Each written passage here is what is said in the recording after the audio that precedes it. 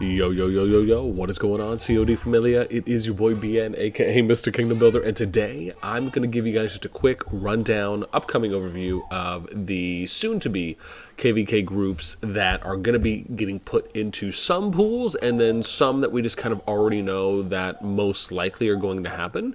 So there's 4 new dates that have been announced for the upcoming groups. We're just going to show those off to you. Probably not going to be too long of a video, but then I want to talk about a little bit at the end of my thoughts. So let's do a quick transition, and we're going to show you guys the goods here. I just have this on a simple doc, so it's nothing really too fancy, Nancy, if you will.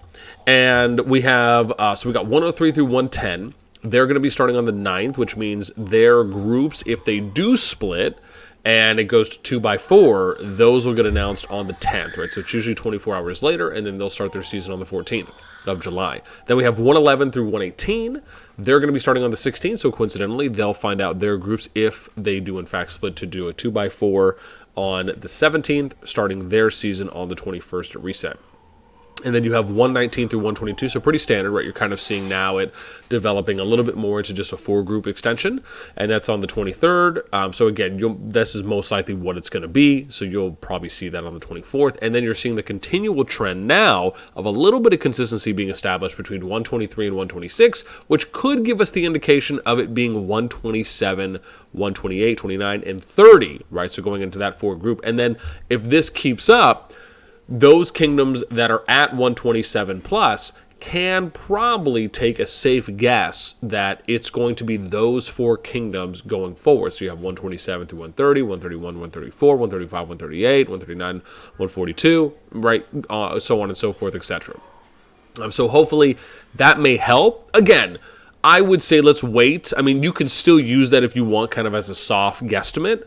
But once we find out the dates for 127 and we see if this is going to be a consistent trend that continues to develop, I think we'll have a better indication going forward. Now, my general thoughts on this, as far as it going that way, and, oh, medicine, got it.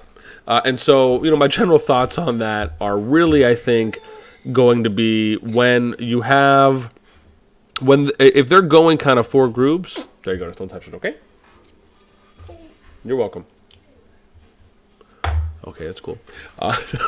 So what I was going to say is that when you are going in this type of a 4-kingdom group or pod, one of the benefits, and you can kind of look at it 2 ways, right?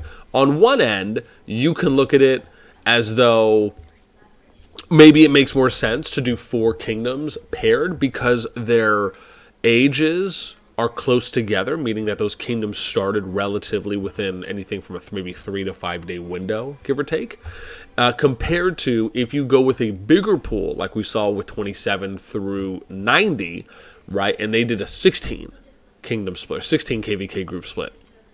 So, and again, you have the opportunity to tinker a little bit more when you do it that way, because and like I said, this is where the pros and cons are, right? You do have some opportunity to tinker, but you have to make sure that you're kind of being consistent with it, in my opinion, if you're going to do a bigger group like that. We didn't necessarily see that happening with every group within the 27 through 90 KvK pod.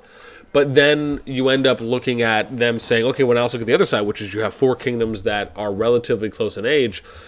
Sure, the unknown is that you don't know which groups are going in there. You don't know if there's going to be any kind of high spender groups, right? I mean, I think a good example is you look at 32, 33, and a few others, where 32 probably really exacerbated because they essentially went in there with a project that was really, for the most part, only recruiting spenders.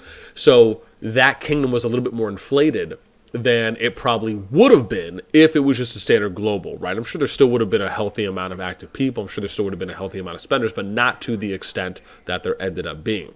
And so you can say that, well, if they go with this kind of standard 4-kingdom grouping going forward chronologically, then it also plays into that kind of randomness, but somewhat fairness, because you don't know, right? You can't anticipate how many active players are going to be going into each kingdom and how many spenders will there be based on the overall player base.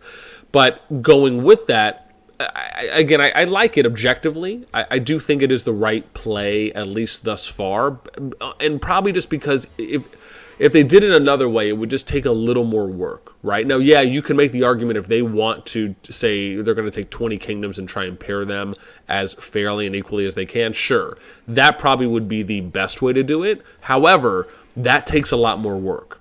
And there's nothing necessarily wrong with saying we're just going to take 4 kingdoms, the next 4 kingdoms that come out in order, and just say we're going to pair them for the first season. Again, this is pretty standard because they've done this in Rock, right, for a number of years. And of course, some of those matchups and numbers have changed. But again, when Rock was starting and they were initially coming out with it, that's kind of what it was. So, or I should say, it started off with 8 kingdoms and kind of going into your own starting regions. But I digress. I think the idea, hopefully, we'll maybe get a better picture once we see a few more groups that are coming out. But this is something, if anything, to look forward to. So at least that way, some of you maybe know what your groups are going to be thus far. And then for the 2 groups that are a little bit bigger in that pool that we touched on, oops, hang on, we're going to go back here, being 103, 110, 111, 118. They probably have a little bit of work when it comes to maybe starting some of that early diplomacy and having some of those conversations. A little bit easier when you kind of know, well, okay, this is most likely what my pod is going to be with 119, 122, and then 123 through 126. So with that in mind, that's pretty much going to do it for me. Like I said, not going to be too long of a video on this one. I, of course, will be pulling data on 103, 110, each of these 4 groups when they come up to kind of show you what those group stats are going to be.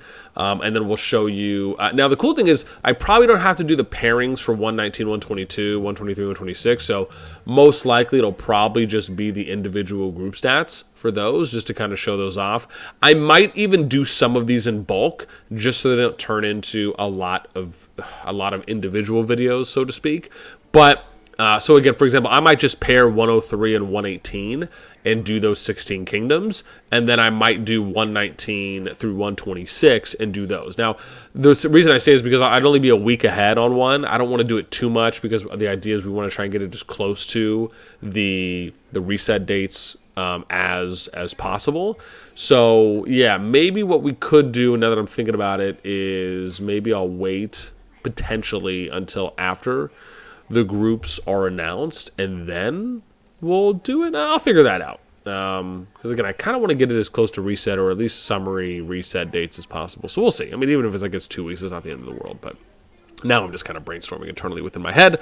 All right, that is going to do it for me. I'd love to hear your thoughts. Right, so let me know what you guys think. Would you rather have them go forward with doing 4 kingdom pods in chronological order, or would you rather have them do a bigger pool of kingdoms and then do more of the fine-tuning or the tinkering on saying, okay, we're going to try and match these up the best we can to avoid some of that either uncertainty or some of the fluctuations that can happen if you're just kind of going with a standard 4 kingdom group? Because we've seen situations like this happen in Rock where you got 8 kingdoms that are going into KvK, and you have, they eventually came out with the Rising Kingdoms, and you might have 1, 2, or 3 kingdoms that are just a cut above the rest, right? And you just kind of already know these are the kingdoms that are most likely going to win the KvKs. So you can almost say the argument it's not as competitive, right? Because you kind of already have this big, if not sometimes an overwhelming advantage.